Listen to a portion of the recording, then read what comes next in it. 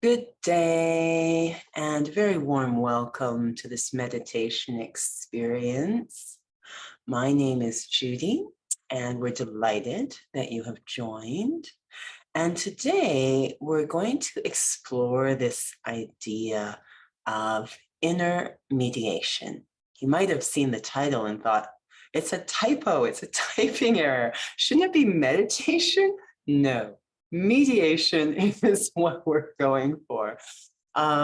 This dynamic inside that is really launched when we go on to a journey of self-transformation, such as meditation can inspire, it can bring out or emerge a bit of an inner battle or conflict, which has been memorialized in so many great epics, this battle that's actually within. It's almost as if we've got these two sides, and sometimes it's comically shown as the angel on one shoulder and the devil on the other shoulder, the conscience and maybe the desires, whatever the case may be. But somehow, without any violence, I have to resolve this situation inside, get myself totally online for the self. Otherwise, it will be a case of, as it's been sometimes explained or described, as traveling along, driving along with the handbrake on. I kind of am sabotaging my own efforts if I'm not fully on board, fully behind myself. So it'll be one step forward and two steps back, or if we're lucky, two steps forward and one step back.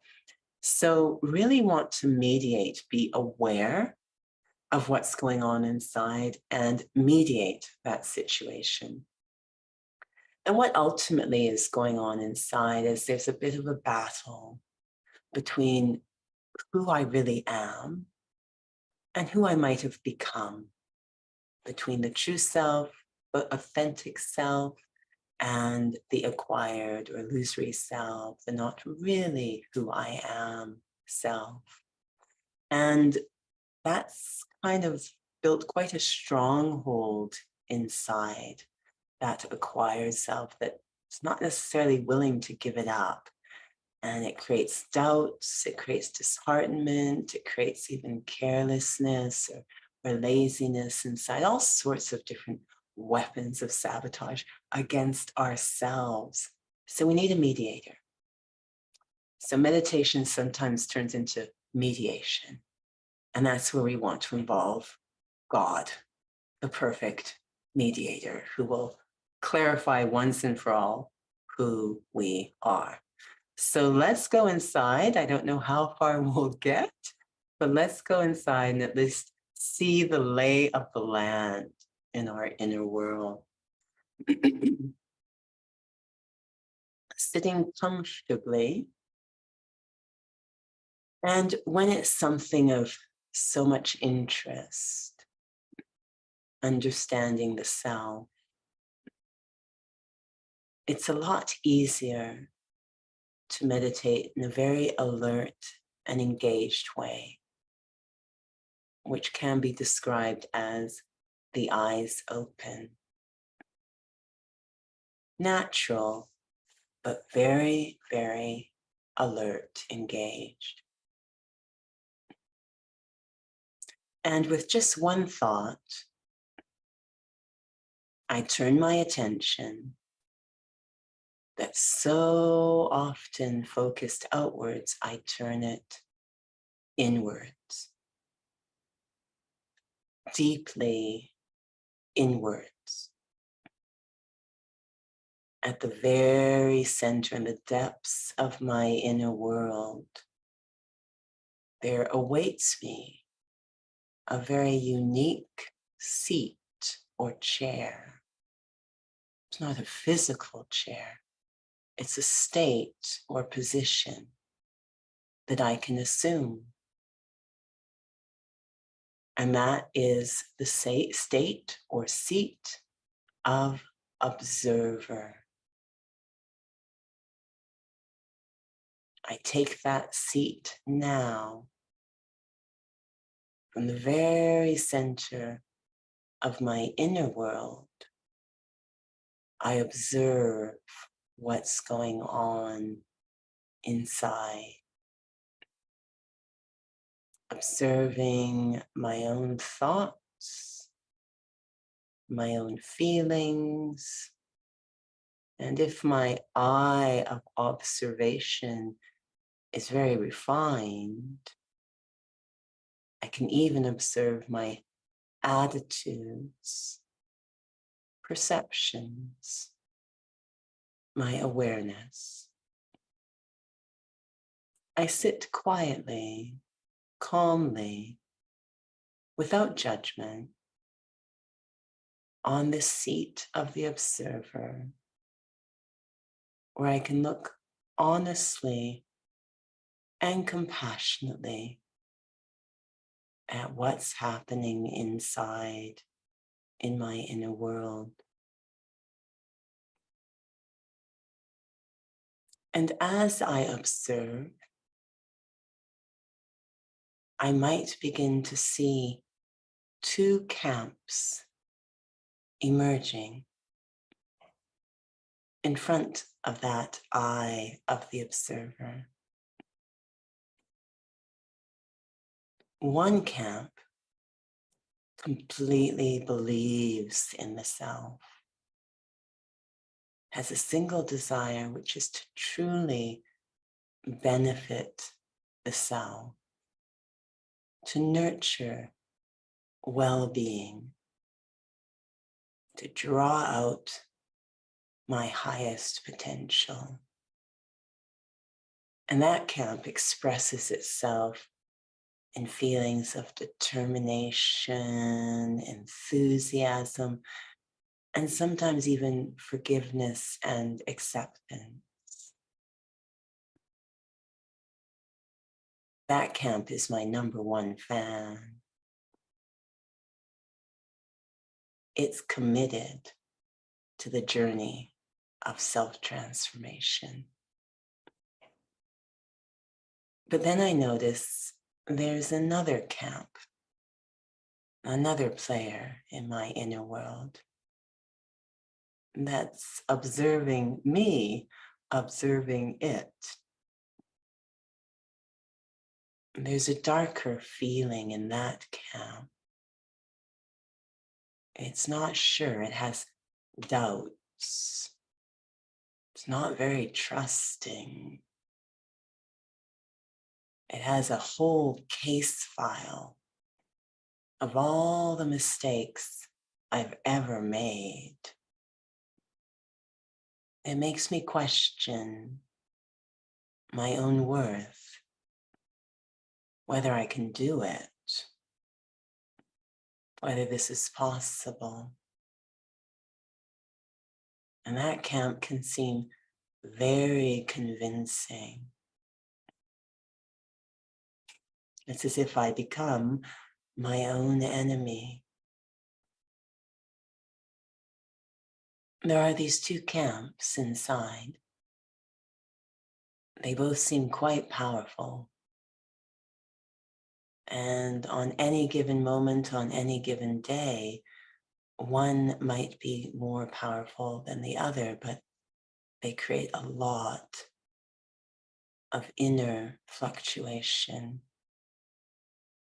They can even interrupt my meditation as they battle inside. I need a mediator, someone who will decide once and for all how to resolve these two camps, which is really true. The perfect mediator,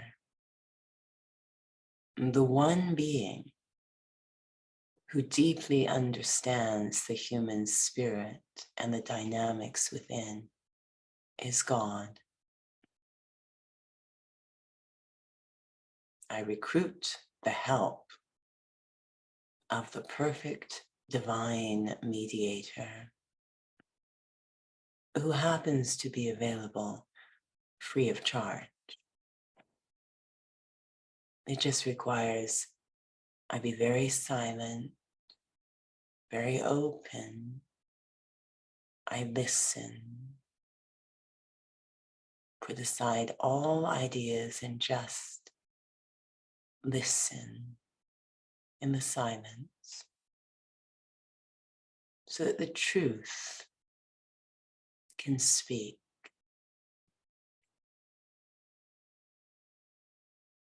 And what does that divine mediator share? It looks to the first camp, the one that is so light, so trusting, complete belief in the self, and says, yes, this is you, this is who you really are. Every human soul is a wonder, invaluable, precious, has a right to be believed in. Every human soul has so much to contribute.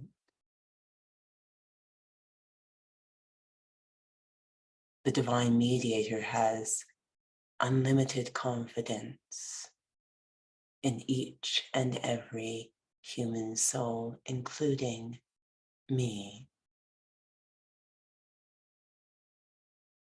And then with those same divine eyes, the divine mediator looks at the other camp.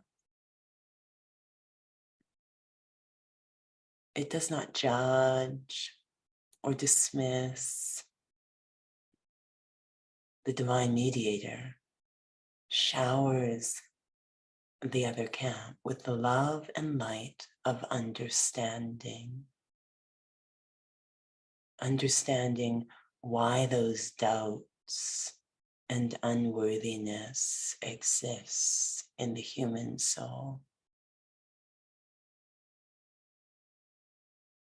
We have not always honored the self, and we didn't understand why.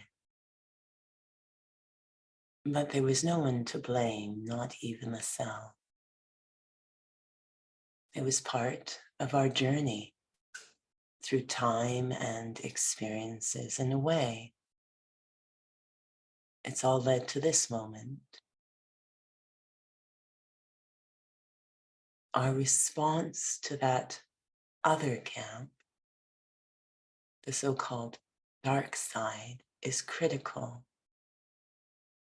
in building a healthy, compassionate heart.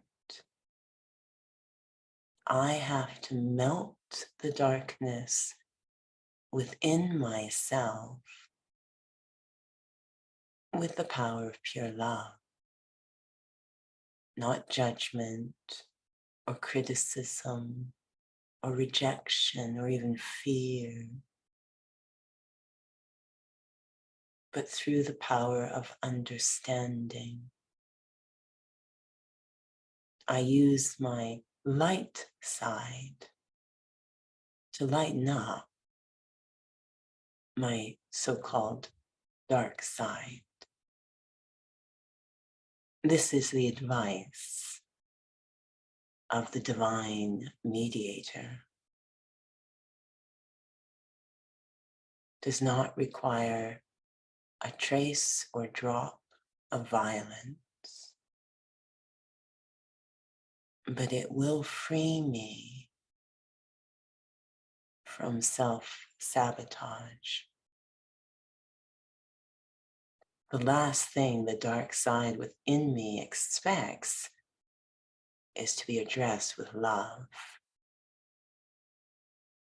But that surprise response does the trick every time.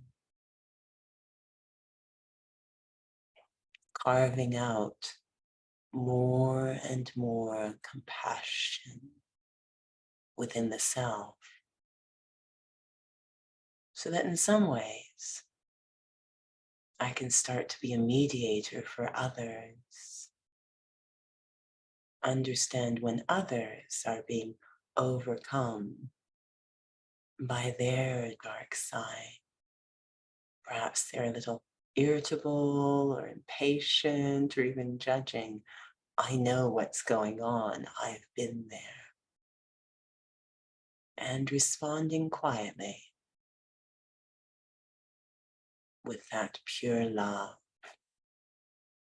that understanding, that compassion. Om Shanti.